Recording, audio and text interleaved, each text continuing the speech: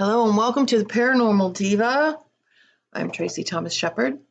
This is my introduction to what we'll be doing here with this YouTube channel. It's going to be based on paranormal events that have happened in my life, lives of my friends, associates. So it's a bit of a story-based exploration into people's realities. I think we will also be doing quite a bit of work outside of my little home office here as I take you on some of our paranormal adventures. I know it's very trendy right now to be ghosty and to have ghost shows and go hunting and all of that. That's not exactly how this is going to go down. I am 64. I started at the age of 12 with my wacky, crazy psychic sister doing all kinds of exploration. I'm a little witchy. I call myself a Jesus witch because I was raised by Southern Baptists, very rooted in Appalachia. My grandma would hate this so much. But I was also born with a caul, which is scientifically just the term for a membrane over your face. The doctor told my mom she had a little psychic before he told her I was a girl. And in certain tribal cultures, those people were considered prophets. That's a whole episode within itself. And I don't know if I'll ever do it, just laying the foundation here. So I came to the planet with the goods. I feared them my entire life because of my fundamentalist Christian grandma. And my mom, even though she was a wild child, kind of walked that walk too. There was good, there was evil, there was heaven, there was hell. Everything was, one extreme or the other, not a lot of middle ground. And what I have found in my life after, practicing, then being afraid, scaring myself to death, then stopping for a while, going back to church, then practicing again, what I found was the extremes are the problem. It's all the gray area. That's where all the stuff happens. Once you balance that and, there is no heaven, hell, black, white, yin, yang mentality, then we're getting somewhere. At least that's what's worked for me. I have a business called Queen of Cups. I do tarot readings. I do past life readings. That's very tricky because it's very important to me to validate what I do by giving people I do not know anything about or have never met information. And so when I walk that walk, if you're interested in that, you have to take it on faith completely, because what I'm giving you in those readings is information I've had somebody actually validate some of it, but it's hard to validate or to prove. It is based on feelings I get. Energy. That's what I read. I read the energy around situations.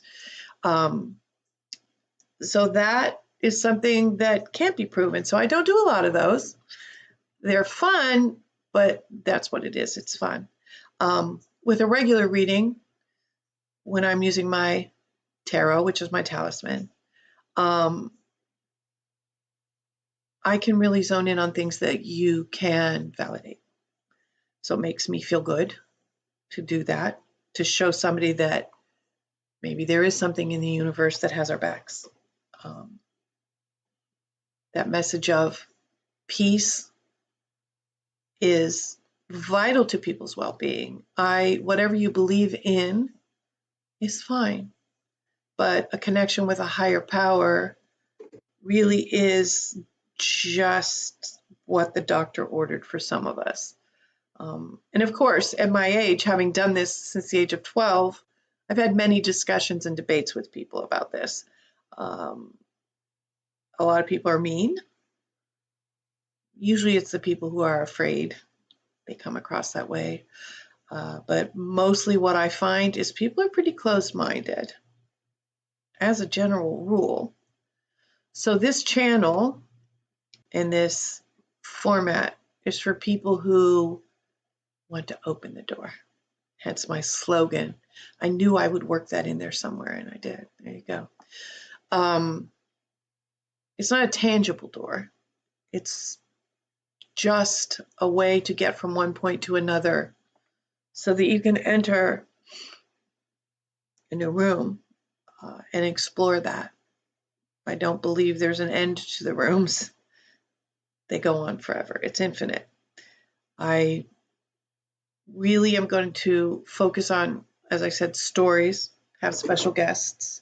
The first episode, which this is not, this is my introductory episode, will feature my husband, Scott, who had an experience with what we can only define as the Grim Reaper, or what the world has come to acknowledge as that. And that man doesn't lie about anything, unless I take it back. Because when you ask him how many beers he's had, it's going to be 2. It could be 6, it could be 8, but it's going to be 2. So that's the only thing I've ever known him to fudge on.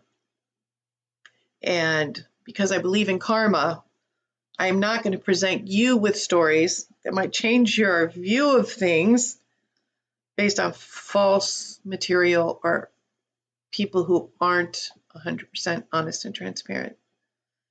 And so he will be the first. I'm hoping to get his sister Janelle in here for that, because she experienced it at the same time. It was a shared experience with witnesses. So special guests, can't wait. I really, really hope that we get to do some field work.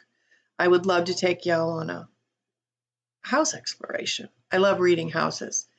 I get so much from someone's dwelling, and I don't know why. At some point, you have to stop wondering why. I don't think we all need explanations for everything. It kind of gets in the way when you try to understand it. That's the whole faith thing. Take it on faith, accept it.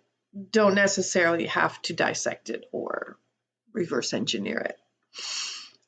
So me, houses, I read your house. I don't know why. So hopefully we'll get you going around on some of that with me. I really, really want to discuss some topics that I can bring my crone wisdom to. I guess it's weird. I don't like the term psychic because of the charlatans out there who call themselves psychics and make $1 million a year using a formula that most of us in this field recognize. I also don't like the term psychic, and I don't like the whole energy around the new ghost hunting movement. It's fun. I'll give you fun. And a lot of these people entertain me, and I watch. But a lot of them, again, it's like the Hallmark movie. It's kind of a trope, you know. Each episode is the same thing, a little different. But it's done a lot to grow the interest in the paranormal and bring attention to things that in our daily lives of wake up, go to work, come home, make dinner, go to bed, repeat, it brings a little something to that makes us think, what else is out there? And there's a lot out there. We'll talk about aliens. I've never had an encounter. I'm not going to pretend to say that I have. We're going to talk about time slips. I have had that, and we'll talk about that. Ghosts, of course. I had one experience that I didn't even know. I thought I was hanging with a Native American man in a pumpkin patch who was helping me and my son find a pumpkin. Turned out that man disappeared. So we'll talk about that. I haven't had a lot of experience with negativity. I know how to protect myself, and so I think that's why. And I don't like anything to do with demonology.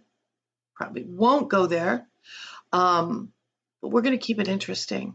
I'm going to share some things with you. I'm going to do a little teaching and hopefully find a way to allow you guys to call in and talk to me so we can spontaneously come up with subjects that don't seem scripted or planned, and we will figure that out. So hopefully as I sit here in my little home office and record, we'll take calls and then we can share those with you. I'm going to refer to a lot of people in the field that I respect. I have mad respect for some of these people. Some of them I don't know why they're getting airtime, but not my call.